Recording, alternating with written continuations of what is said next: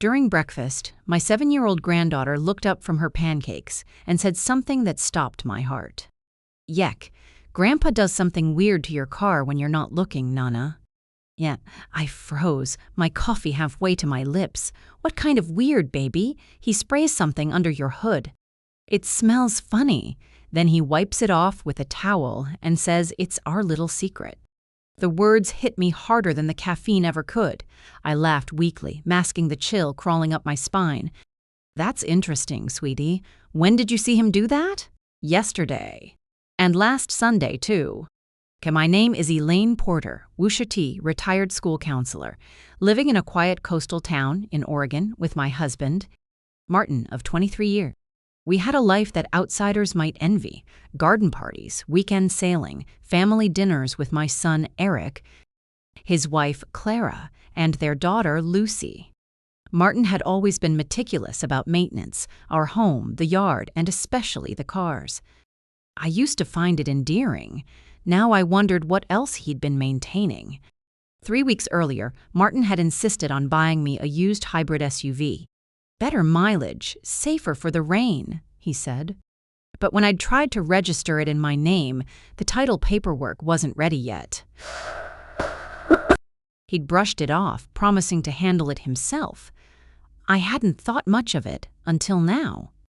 After Lucy's innocent confession, I excused myself from breakfast, claiming I'd left something in my car. Outside, I opened the hood. The faint chemical smell she mentioned was real, sharp, bitter, and wrong.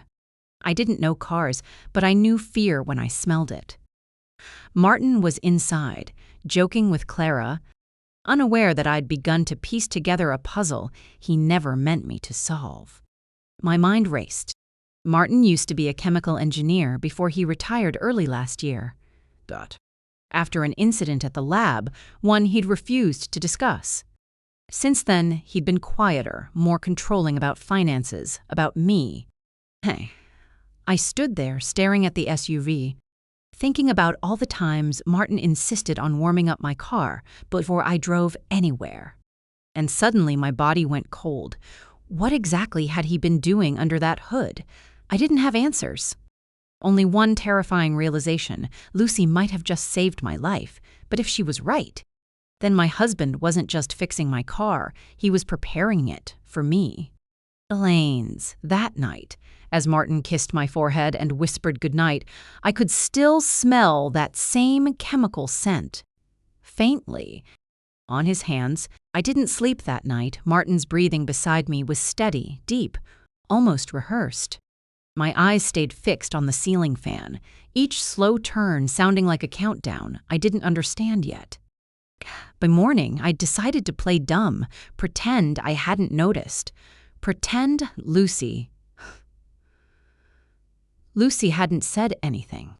But inside, every nerve in my body buzzed with dread. When Martin left for his morning walk, I slipped out of bed and drove to the only person I trusted with machines, Rick Mason, a widowed mechanic who'd serviced my old sedan for years. I told him I'd noticed a weird smell in the new SUV, keeping my tone light. Rick popped the hood and inhaled sharply. "Elaine, you didn't spray this, did you?" "No, why?" "Okay." He ran a gloved hand under the engine compartment and pulled it back slick with something amber and oily. "That's not coolant or motor oil. Smells like ethylene compound. Where'd you get this car?" I hesitated. "Martin found it through a friend from his old job." Rick's eyes darkened. "You need to stop driving this thing right now. Whatever he sprayed, it's not standard." "I'm going to run a chemical test." I forced a smile, my heart hammering. "Sure, just let me know." Rick promised to call by afternoon. I drove home in Martin's old pickup, the one he never let, me use, telling him I'd taken the SUV for a routine check. He looked irritated but said nothing. "Around 7 p.m., Rick called. His voice was tight. "Elaine, that substance isn't automotive. It's industrial-grade corrosion fluid, something used in labs to degrade metal integrity." If that stuff was applied near your fuel line, he trailed off, your car could ignite. Not instantly, but after heat cycles. It'd look like an accidental fire, the world tilted. Are you saying, I'm saying someone was setting you up for an accident? And whoever did this knew exactly what they were doing. Martin knew chemicals better than anyone I'd ever met. He could mix compounds blindfolded. Rick offered to file a report with the fire department, but I begged him to wait. Just give me time to figure out what's going on, I said, gripping the phone so hard my fingers ached. That evening, Martin came home carrying takeout from my favorite Thai place. "Surprise dinner," he said, smiling too wide. To make up for your car trouble, I smiled back, my throat tight. He'd never remembered my favorite dish before. He was trying too hard. As we ate, I noticed his laptop bag sitting by the table, half-zipped. A folder peeked out, labeled Property Claim, E. Porter in black marker. I reached for my water glass to steady my shaking hand. Property claim. My name. For says Tud has never a worth shiels I'd never signed. That night, while Martin showered, I opened his laptop and found an insurance policy I'd never signed, worth $1 million. My hands trembled as I scrolled through the document. Life insurance policy, Elaine Porter, effective date, 18 months ago. Beneficiary, Martin Porter. I blinked twice, reading the signature line. My own name, or at least what looked like it, was signed neatly at the bottom. Kent. But I'd never signed any such thing. My first instinct was disbelief. Maybe it was part of our joint estate paperwork, something Martin had forgotten to mention. But the deeper I read, the worse it got. It wasn't just life insurance, it was accidental death coverage. Double payout for death by fire, mechanical malfunction, or accidental vehicle failure. I sat frozen, hearing the shower water running in the next room.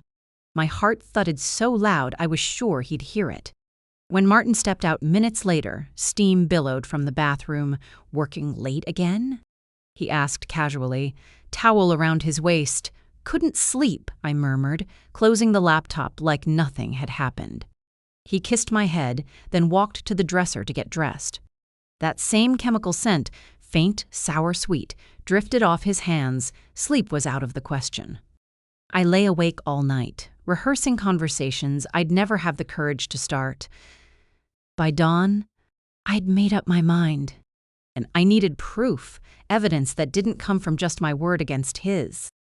The next morning, I drove back to Rick's auto shop. He was already waiting outside, holding a clear plastic vial.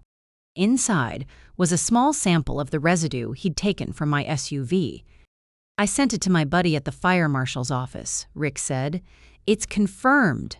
Corrosive accelerator not legal for consumer use. Whoever used it had access to restricted materials." My stomach turned. Martin used to manage chemical storage. He'd know how to get that, Rick nodded grimly. "You need to talk to someone official, Elaine. Police, FBI, something." I hesitated. "If I'm wrong, I ruin his life." "If I'm right, he's trying to end mine." Rick leaned closer. "Then you need to stay somewhere else." Tonight. But I couldn't, not yet, not without a plan. I returned home to find Martin in the garage, humming softly while polishing the hood of my SUV, the same one Rick had said could have exploded. He looked up and smiled, completely unaware that I knew. "Thought I'd fix that fuel line issue myself," he said. "No need to waste money at a shop." My voice nearly cracked. "You're always so thoughtful." That night, when Martin fell asleep, I tiptoed to his office. His filing cabinet was locked, but I'd learned his habits. The key was taped under the desk. "Stop. Warrant lock." Inside were folders labeled with my name. Elaine, travel plans, insurance, Florida property. I flipped one open. Inside were maps. Routes I drove weekly, marked in red, next to each prime ignition zone. My vision blurred.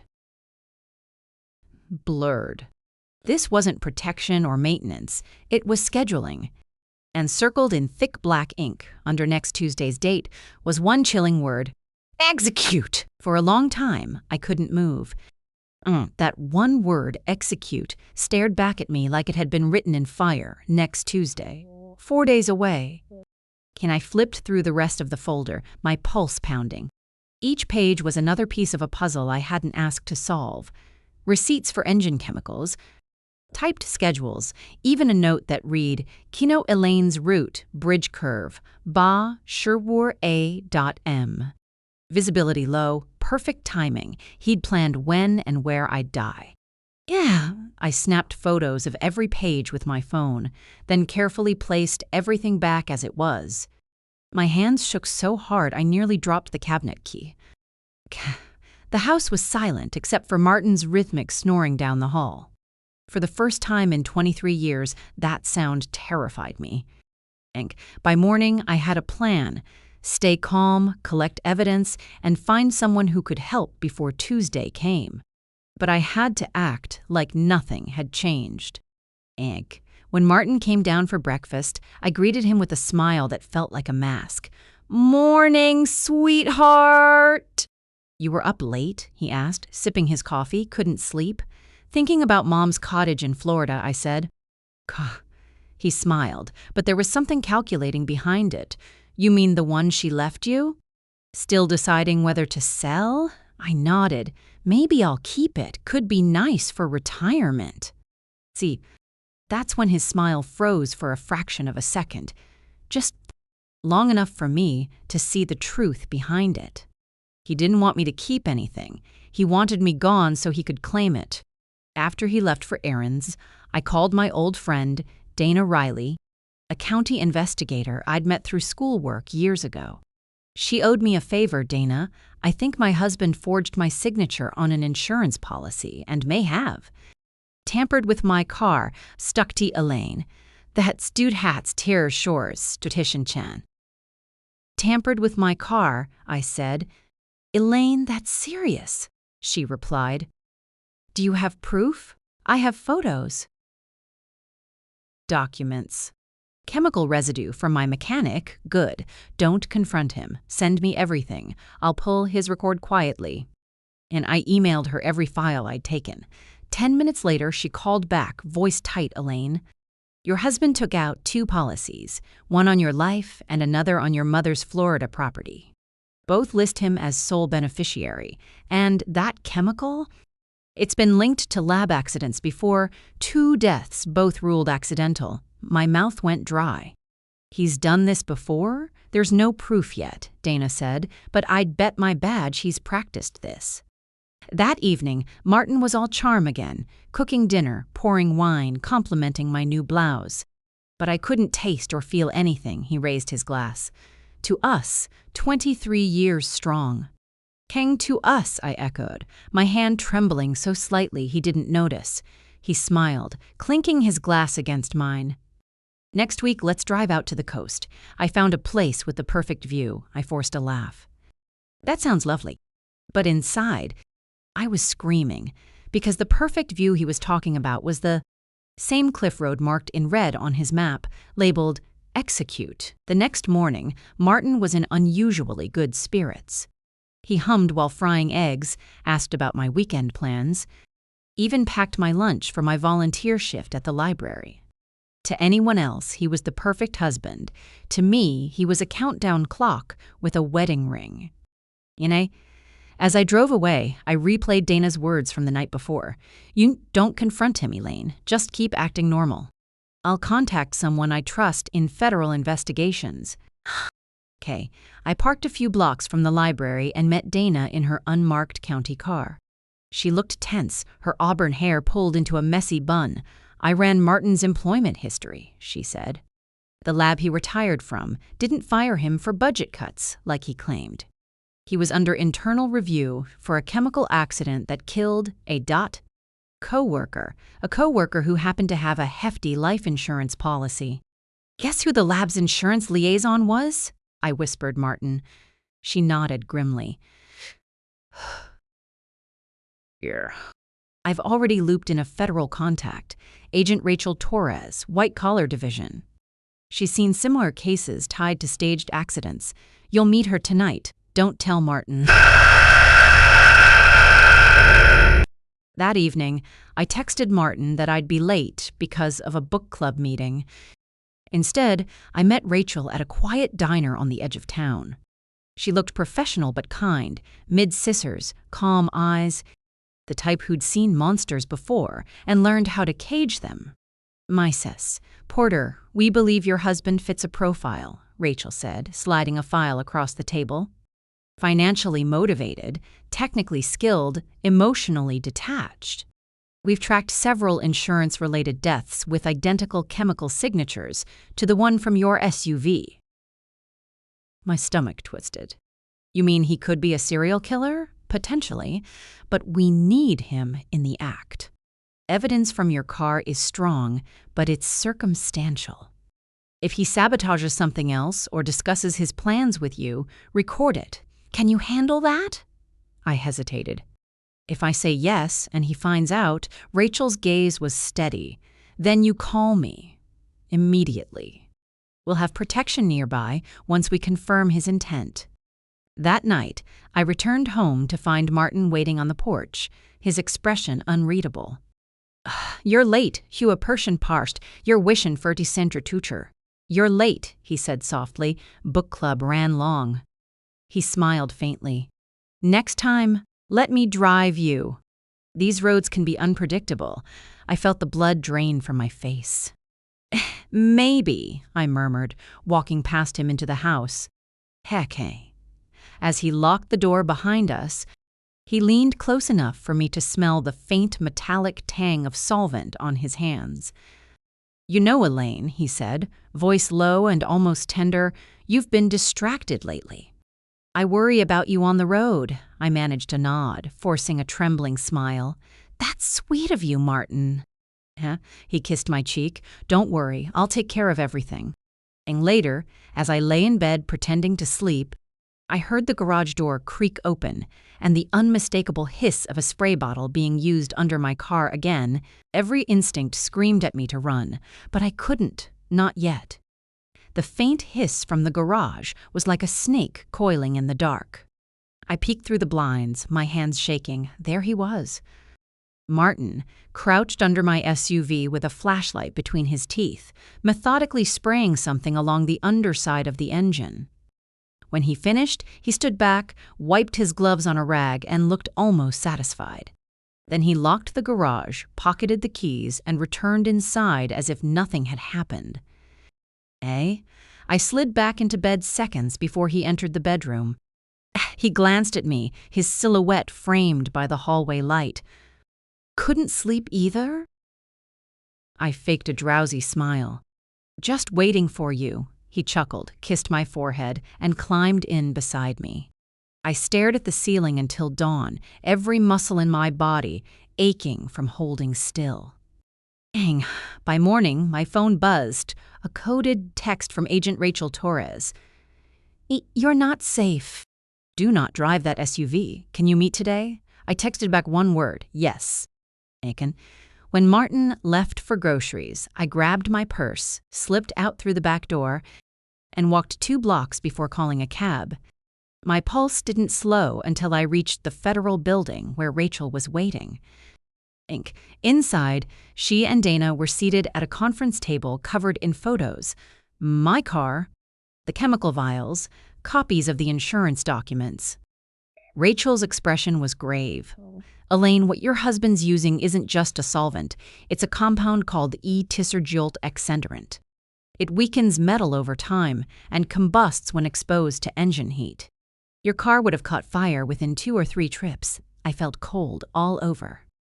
"He was going to make it look like an accident," Donna added softly, "and he'd collect every cent of that insurance money." Rachel slid a small black device across the table. "It's a covert recorder. Wear it whenever you're with him. If he mentions the trip, the insurance, anything about your car, we'll have what we need." That night, I returned home before Martin, the recorder pinned inside my sweater. I tried to breathe normally, to move naturally. But the air in the house felt heavier, like the walls themselves knew what was coming. When he walked in, he was carrying groceries and humming again. "Too calm. Got your favorite wine," he said cheerfully. "Thought we could celebrate." "Celebrate what?" I asked, heart pounding. He smiled, a perfect imitation of affection. "You'll see." Just us, the coast. Tomorrow morning, the recorder caught every word. I forced a trembling laugh. "Oh, Martin. You always plan the nicest surprises." He poured me a glass of wine, watching me too closely as I took it. Or Cat. For a second, I thought about throwing it in his face. But I didn't. Not yet. Because tomorrow he wanted me dead, and by tomorrow night he'd never hurt anyone again. Manja. As I pretended to drink, I saw it, the faint white powder clinging to the rim of my glass. And Martin, smiling like a man who'd already written my obituary. The powder sparkled faintly under the kitchen light. If I hadn't been watching closely, I might have missed it.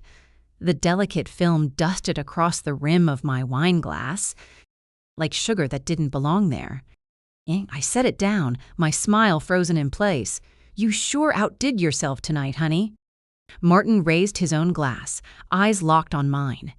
"To new beginnings," he said. "Ow." I clinked his glass gently but didn't drink. Instead, I pretended to sip, the recorder under my sweater catching every word, every breath. He studied me over the rim of his glass. "You didn't finish," he said softly. "I'm pacing myself," I replied. "You know how easily wine goes to my head," he chuckled. "Fair enough." "You'll need a clear one for tomorrow's drive." That sentence, "for tomorrow's drive," sent a chill straight through me. I smiled again, feigning calm. "Where exactly are we going?" "I told you, the coast." "You'll love it." Quiet, scenic. No distractions, no witnesses, he meant. After dinner, he insisted on packing the car for an early start. I watched from the window as he placed our overnight bags in the trunk. Then I saw him slip a small metal canister into the glove compartment. My stomach turned. I went upstairs, locking myself in the bathroom to call Rachel. "Hey, Agent Torres," I whispered, barely able to breathe. "He's doing it tonight." He spiked my drink, packed something into the car. "Stay calm," Rachel said, her tone sharp and controlled. "Do not confront him. We'll have agents at the coastal highway by morning. Stall him however you can." And when I stepped out, Martin was waiting by the door, smiling, everything ready. "Thought we'd get some rest before our trip." "Perfect," I said. "Let me just grab a shower first." "Hey." I turned the water on full blast to mask the sound as I dumped the wine into the drain. The powder at the bottom clung to porcelain like ash. I rinsed the glass 3 times, making sure no trace remained. Then, I crawled into bed beside the man who wanted me dead. He wrapped an arm around me, whispering, "Tomorrow's going to be beautiful," I murmured. "I can't wait." But my mind was already racing, calculating how to survive one more morning without tipping him off. At 2:00 a.m., his alarm went off. He dressed quickly, humming the same cheerful tune he always did before one of his projects. "Ready for the adventure?" he asked almost, I said, forcing a yawn. "Just let me grab a jacket." When he went to start the car, I slipped my phone into my coat pocket, recording video this time. Through the window, I saw him pause by the hood, twist open a small container, and pour something into the fuel line. He wiped his hands, checked his watch, and smiled. Lance, that's when blue and red lights exploded across the driveway, and Martin's smile vanished for the very first time. For a second, the flashing lights looked surreal, like the sunrise itself had decided to intervene. Then reality slammed in. 3 unmarked vehicles screeched into the driveway, doors flying open as federal agents shouted commands. "Martin Porter, step away from the vehicle. Hands where we can see them." Martin froze, his face going pale. The metal canister dropped from his hand, rolling under the car. He slowly raised his arms, confusion twisting into disbelief. "Lane," he said, turning toward the house, "what's happening?" Ken, I stood at the door, still in my robe, phone clutched so tightly it might have cracked. "You tell me," I whispered. Agent Rachel Torres approached, badge glinting in the morning light. "Martin Porter, you're under arrest for attempted murder, insurance fraud, and possession of restricted chemical compounds." He laughed, a short, stunned bark. "This is insane. My wife. She's confused. I was fixing her car." Rachel's voice was calm, professional. "With ichthysogel accelerant and a bottle of sedative powder found in her wine glass?" Martin's face drained of all color. The mask finally cracked. As they cuffed him, he turned back toward me. "You don't understand, Elaine. This was supposed to be clean. You weren't supposed to feel anything." My knees buckled. Rachel caught my arm gently, steadying me. "We've got you," she said softly. They read him his rights as they led him past me. I wanted to say something, anything, but no words came. I could only watch the man I'd shared 2 decades of not. My life with, as he was taken away like a stranger. When the agents cleared the car, Rachel brought me the metal canister he'd dropped. "Accelerant mixed with a detonating compound," she said. "One spark from the engine, and your car would have gone up in flames. You'd have never made it past the 2nd-mile marker." I swallowed hard. "He planned it to look accidental, didn't he?" Rachel nodded. "Yes, and he's done it before." Hours later, we sat in a sterile FBI conference room. Dana arrived with a folder full of evidence. Martin's fake insurance documents, the chemical orders, even emails to a black market supplier. Rachel spread them across the table. "He forged your signature, hacked your financial records, and planned to claim your estate within 48 hours of your accident. Wincian, he also took out policies on 3 other people in his past, all of whom died under suspicious circumstances." I pressed a hand to my mouth. "Oh, God, I was married to a killer." Rachel's tone softened. "You were married to a manipulator who thought he'd never be caught. But you listened. You paid attention. That's what saved you." The statement felt surreal, like something out of a movie. Saved me. I hadn't even realized I'd been dying slowly for years, not from chemicals, but from trust in the wrong person. That evening, after the chaos subsided, I stood on my porch watching the tow truck pull my SUV away as evidence. The air smelled of salt and rain, clean again. For the first time in weeks, I let myself breathe. But peace didn't last long, because 2 days later, Rachel called me with chilling news. "You know, Elaine, we found messages on Martin's computer. He wasn't working alone." Rachel's words hit me like another explosion waiting to happen. "He wasn't working alone," she repeated. "We found encrypted emails to a second party, someone identified only as K. Rowan. Your husband wired them nearly $70,000 over the past 2 years." I gripped the phone. What were they paying for? "Blueprints, insurance data, personal records of potential victims," Rachel said. "Whoever Rowan is, they're still active, and we think they helped Martin forge documents and hide financial trails." For me to shesh. A cold wave of realization swept over me. Martin hadn't been a lone monster. He'd been part of something bigger, a system built on greed, deception, and calculated death. For a week, I lived under federal protection while the investigation unfolded. The agents turned our home inside out, uncovering hidden USB drives, lab notebooks, even surveillance photos of my routines. It was like discovering I'd been starring in a horror film I hadn't known was being filmed. Then, one morning, Rachel arrived at the safe house holding a thin folder. "We got them," she said simply. "K. Rowan?" Her name's Kendra Rowan, a claims adjuster in Seattle. She's been feeding Martin confidential policy information, helping him identify high payout targets. She's in custody now. Relief hit me, but it wasn't joy, just exhaustion. How many others? Rachel hesitated. We've traced 5 more connected deaths. Your husband wasn't the only one she worked with. You helped us stop one of the last. For a long time, I said nothing. The quiet in that room was the loudest sound I'd ever heard. 2 months later, the trial began. I testified, not as a victim, but as the person who'd helped expose the network. The defense tried to paint Martin as a manipulated man, a pawn in someone else's game. But the recordings, photos, and chemical evidence told a different story. When the guilty verdict came, I didn't cry. I just closed my eyes and whispered, "It's over." Except it wasn't. Not really. A year later, I stood inside the office of my newly opened nonprofit, the Porter Foundation for Domestic Safety. A name. I chose to remind myself that even the worst story could become a warning light for others. We helped women recognize the quiet signs of danger: sudden financial secrecy, unexplained insurance forms, controlling partners who offered help that came with hidden motives. We'd already assisted 24 investigations across 3 states. That afternoon, as I locked up for the day, my phone buzzed, a number I didn't recognize, Miss S.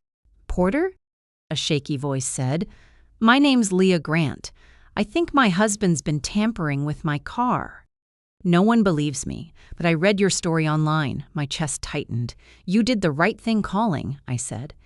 "You're not crazy, and you're not alone." I glanced out the window at the darkening sky. Somewhere out there, another woman was living my old nightmare, and maybe, just maybe, I could stop it this time. "Leah," I said softly, "tell me everything."